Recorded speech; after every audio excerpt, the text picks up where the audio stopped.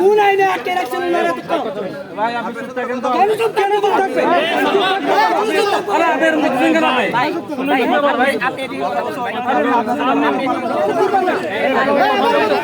ভাই এই ভাই যা কথা বলতেছি না কথা বলতেছেন ভাই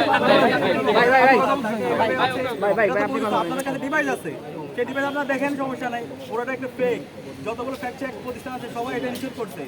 এবং এটার সাথে ন্যূনতম সম্পৃক্ত নাই তো এই যে সে আসছে আজকে দুপুর থেকে এখন রাত 3টা পর্যন্ত সেখানে আপনারা কোন আইনে আপনারা তাদেরকে এইভাবে সেখানে বসে রাখছেন এইভাবে তো ভুয়া জিনিসের উপর এইভাবে বেশ করতে পারে না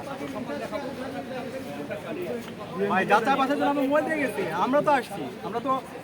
যা আপনাদের সময় দেওয়ার সব দিচ্ছে কিন্তু এইভাবে তো এটা হয়রানি এখানে যাচাই বাছাই মগের মূল্য এটা হচ্ছে একটা হয়রানি চলতেছে এইভাবে তো হয়রানি ইচ্ছাকৃত হয়রানি ওখানে হামলা করে দেখে দেখে আঙ্গুল শীষে ভাই আমি এখন হচ্ছে শাহবাগ থানা যেতেছি আপনি বলেন শাহবাগ থানা ও যেটা করবে সে যেটা করবে